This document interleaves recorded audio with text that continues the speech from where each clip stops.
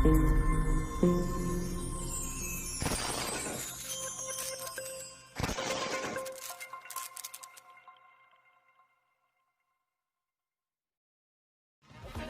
you to myself, I didn't want you around.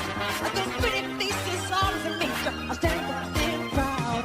I said I want to pick you from the bunch. When the lamp was all it took. Now it's much too late for me. Take a second look.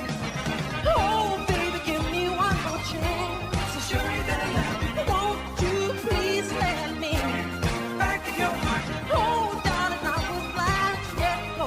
Let you go, baby. Now since I see you, it is on. I want you back. Yes, I do now. I want you back. Ooh, baby. I want you back. Yeah, yeah, yeah. I want you back. Nah, nah, nah, nah. I want you back.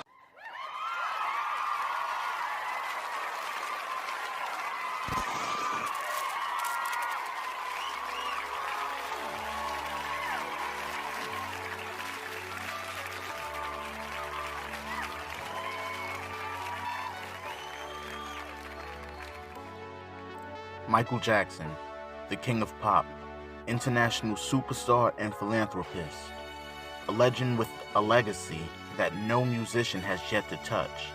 But what brought Michael Jackson into his legendary status? That story starts here.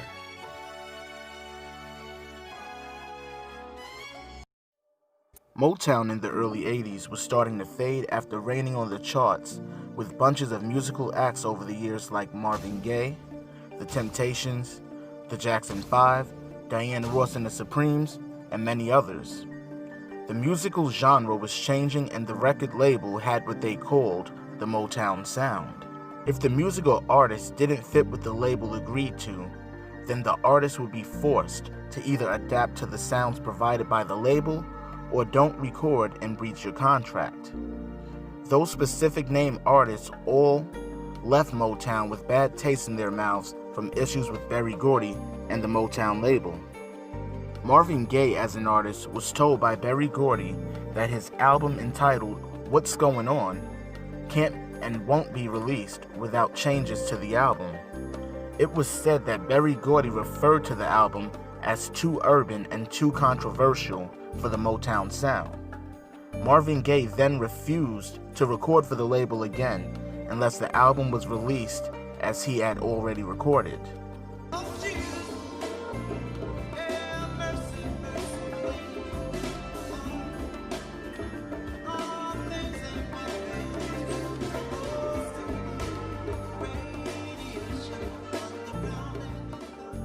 The album had a socially conscious message, and Marvin Gaye wanted to make sure that the world heard it. The label had no choice, since they didn't want to lose Marvin Gaye but to release the album. Berry Gordy also had to go to Marvin Gaye personally to extend an invite to the Motown 25 show. The Jackson 5 had their own issues with the label. One of the main issues with the label was Motown wanted to keep the group under the pop bubblegum Motown sound. When the boys had become young men, they were grown up and the sound in the 70s was changing into the era we know as disco. Now, despite the Jackson 5 would record disco hits under Motown, Motown didn't want that genre of music under their label.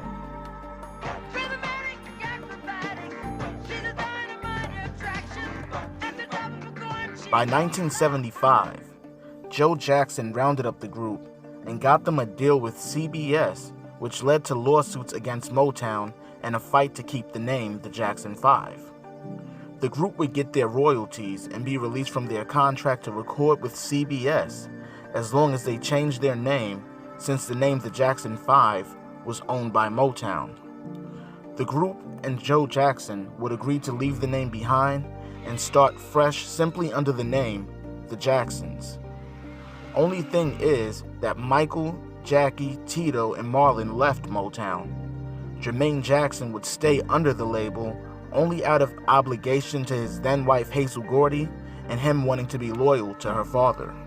When the Jacksons left the label, Motown went into a major decline as more artists began to leave to find a different sound than what was allowed by Motown.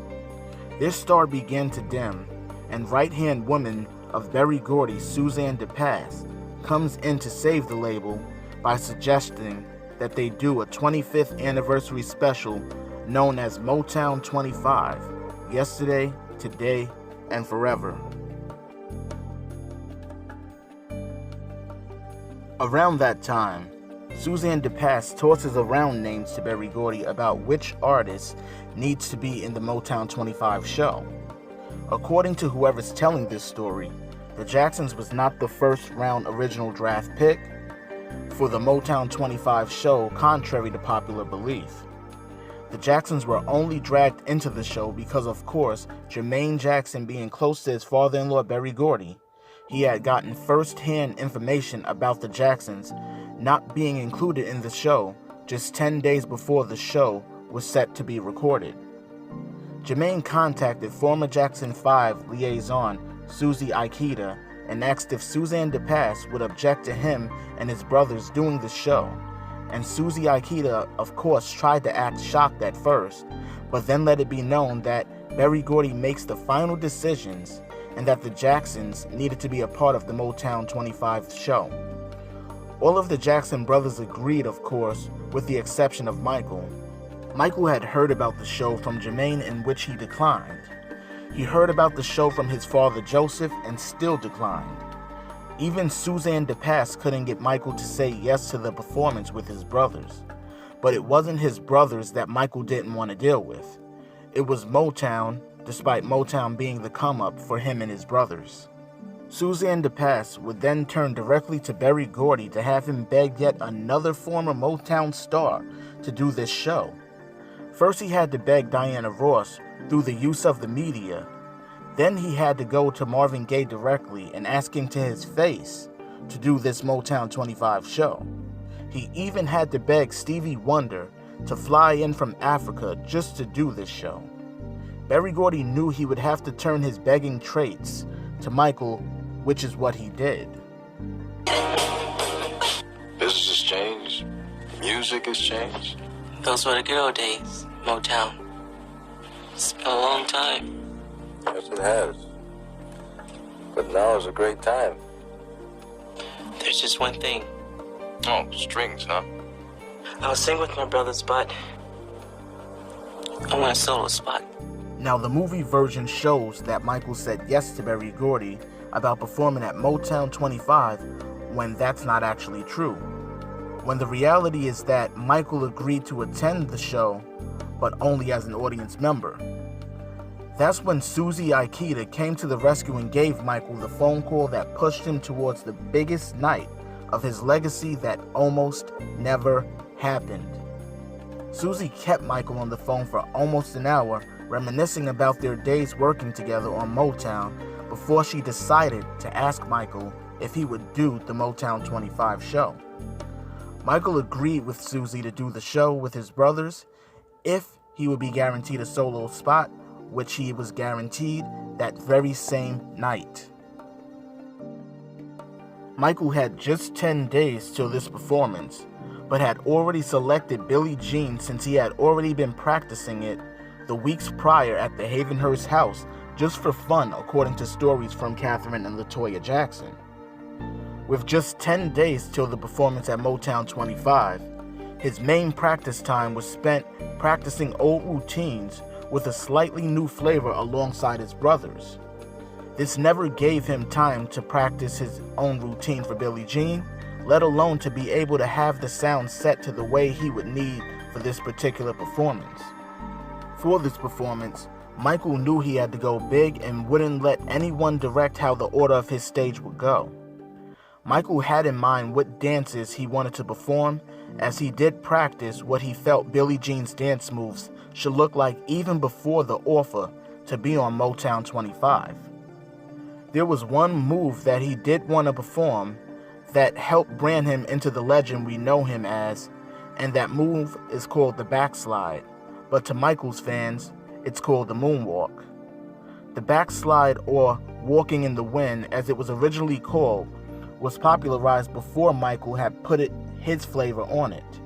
He would see the greats like James Brown and Bill, Mr. Bojangles Robinson do this move while watching them perform, But this move became even more powerful when it made its way into the world of street break dancing. We are about to see an incredible dance routine.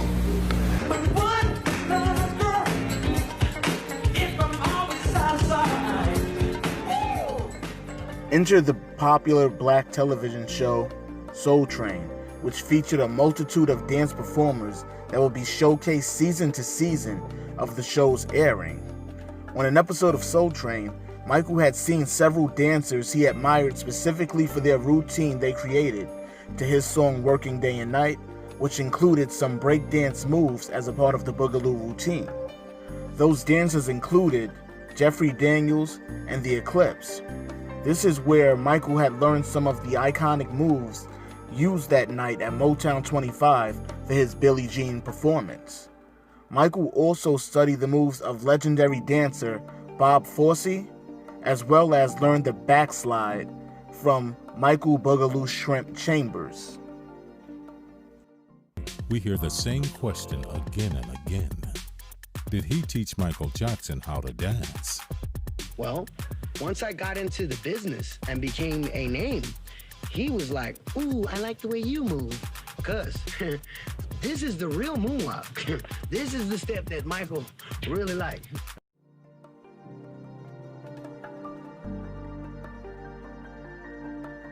The night is here. Motown 25. Lionel Richie has just finished performing. Backstage we have production readying the stage behind the curtain as Richard Pryor begins to introduce the Jacksons to the audience. Their flashback video plays and the crowd goes bananas. Absolutely bananas. Richard then says, "Here's the original Jackson 5, as if there had been any others before them. The brothers come running from both sides of the stage and showtime begins. I never can say goodbye. Don't wait for me. I never can say goodbye. Even though the pain and heartaches seem to follow me wherever I go. Though I try and strive to hide my feelings, they always seem to show. Michael then hugs his brothers and says thank you to the audience with such a country-like accent. Thank you. Yeah, those, I have to say, those were the good old days. Michael walks center stage, picks up his hat, places it on his head, and strikes a pose. The music begins, and the rest is pure history. Motown 25. Wow, it still shocks me that this night almost never happened for Michael, since he almost chose to not perform and only sit and watch as an audience member. I couldn't have imagined musical history without this particular moment on May 16th, 1983, that made Michael a legend beyond his years. Michael Jackson is the icon, is the truth, is the legend. Like I said in the very beginning, no musician will ever top his legacy and the legend that is Michael Jackson. Thank you everyone, and much love to everybody who tuned into this video. Please continue to like, subscribe, and comment on these videos as more is coming very soon, and I'll see you guys next time. Take care everyone. Peace out.